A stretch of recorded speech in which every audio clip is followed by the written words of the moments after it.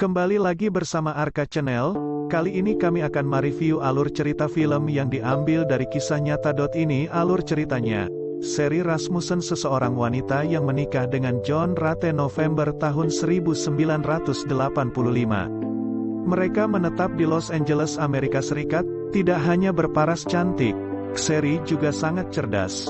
Ia memulai kuliah ketika berumur 16 tahun. John tergila-gila padanya sejak bertemu dengannya 2 tahun sebelumnya.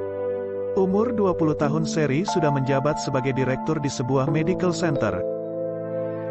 3 bulan setelah pernikahan mereka, yakni tanggal 24 Februari tahun 1986, Sherry memutuskan untuk tidak masuk kerja setelah malam sebelumnya mereka pergi menonton film bersama. Sedangkan John harus bekerja karena ia baru memulai kerja di tempat yang baru. Selama bekerja, John mencoba berulang kali menghubungi Sherry namun gagal. Ia tidak curiga akan sesuatu yang buruk karena ia berpikir Sherry berubah pikiran untuk masuk kerja.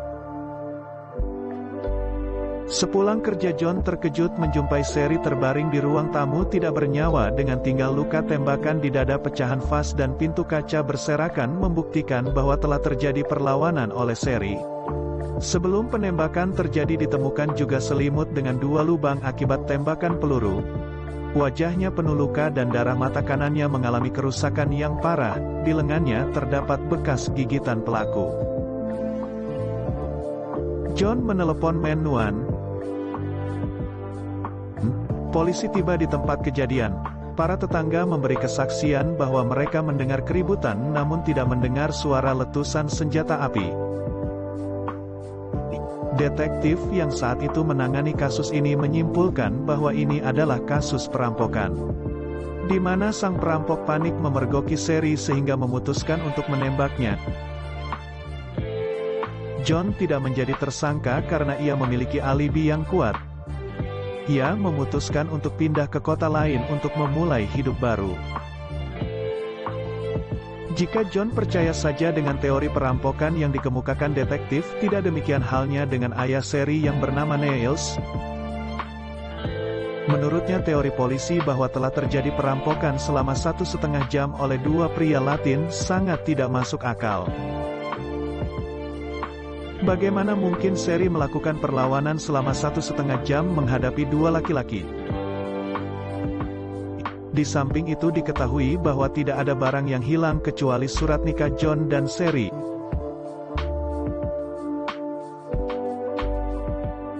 Neil sangat dekat dengan anak perempuannya. Ia menjadi kunci atas terpecahnya kasus yang telah 26 tahun buntu ini.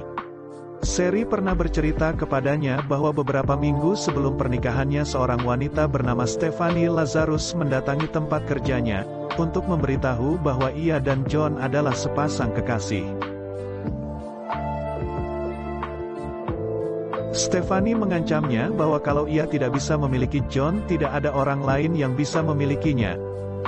Neos memberitahu informasi ini kepada detektif saat itu yang menangani kasus ini, namun tidak ada perkembangan. Siapakah Stephanie Lazarus? Stephanie Lazarus adalah seorang anggota polisi. Sebelum John bertemu Sherry, Stephanie dan John memiliki hubungan dekat yang kerap putus dan bersambung kembali. Namun jika bagi Stephanie, John adalah kekasih satu-satunya, tidak demikian bagi John. John tetap mengencani wanita lain sampai akhirnya bertemu Sherry dan menikahinya. Stephanie tidak ragu mendatangi kediaman John dan Sherry dengan mengenakan seragam polisinya, meminta John untuk datang ke rumahnya untuk membantunya. Sherry meminta John untuk melarang Stephanie datang lagi. Namun John menjawab ia tidak bisa melakukan apa-apa untuk melarangnya. Obsesi Stephanie begitu besar kepada John hingga ia kerap mengambil foto John ketika John terlelap tidur tanpa busana. Sementara kasus ini mengalami kebuntuan selama 20 tahun lebih. Karir Stephanie setelah kematian Sherry terus menanjak, hingga mencapai posisi detektif dengan spesialisasi di bidang pencurian barang-barang seni. Ketika tes DNA mulai banyak diterapkan pada akhir tahun 1990, kepolisian Los Angeles membentuk suatu divisi untuk meninjau kembali kasus-kasus yang telah lama tidak dapat dipecahkan. Di tahun 2005, seorang detektif baru yang menangani kasus ini menemukan kejanggalan karena banyak bukti-bukti yang ada di file hilang. Antara lain dokumen-dokumen percakapan antara Neos dan polisi. Namun ia berhasil menemukan bukti berupa air liur dari gigitan seseorang bilangan seri. Bukti tersebut telah didiamkan begitu saja selama 18 tahun di freezer. Dia kemudian memerintahkan agar air liur itu diteliti.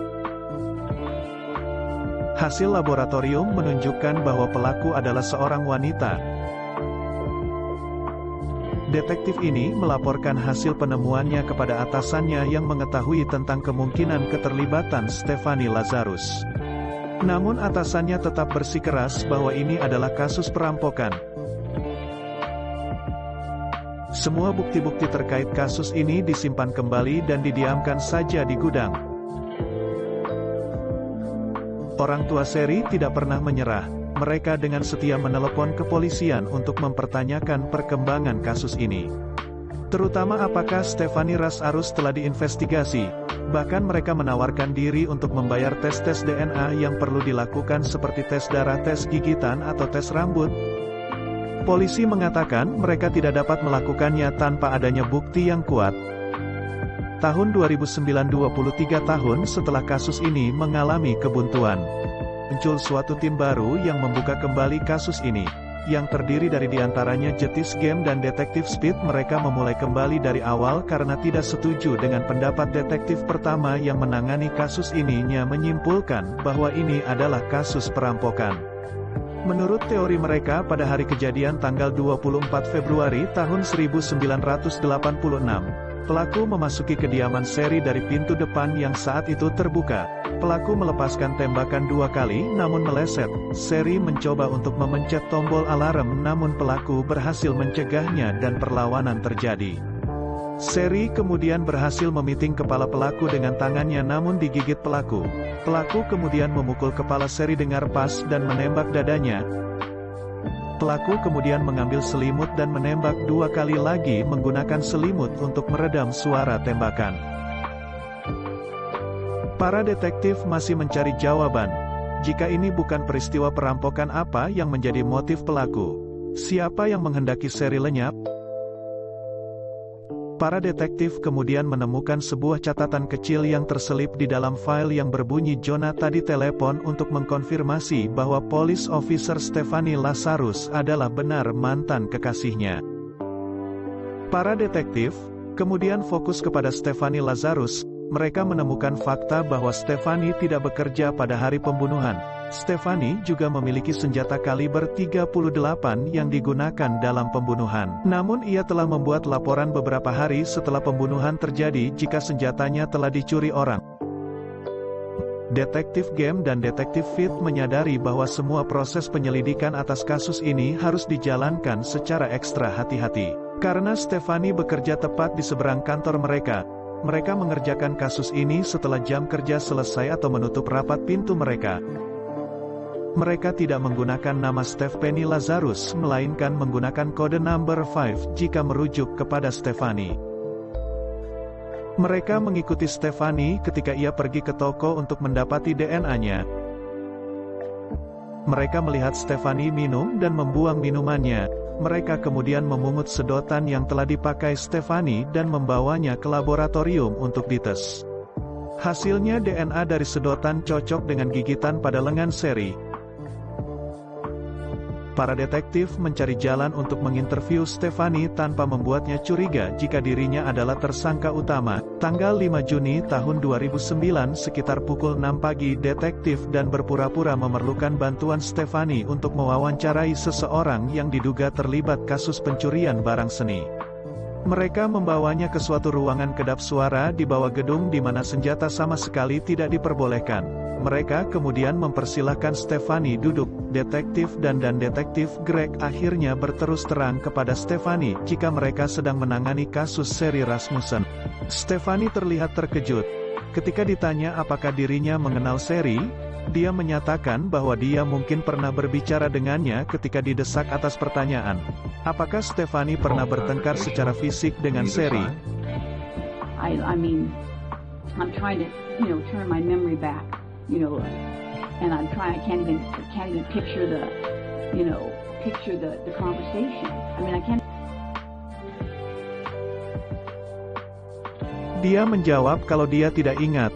Stephanie terlihat semakin emosional menghadapi pertanyaan detektif, terutama ketika detektif dan meminta Stephanie untuk menyerahkan DNA secara sukarela untuk dites. Sekeluarnya Stephanie dari ruangan interview, seorang detektif lain memborgol tangannya. No. This is crazy. This is absolutely. I'm like in shock. I'm totally. Selama persidangan fakta-fakta baru mulai bermunculan, misalnya pengakuan John bahwa setelah dirinya bertunangan dengan Sherry, Stephanie meminta John untuk datang ke rumahnya. Di sana Stephanie menyatakan cintanya kepada John yang begitu dalam. Dia meyakinkan John bahwa cintanya kepada John lebih besar daripada cinta Sherry kepada John. Stephanie meminta John untuk meninggalkan Sherry.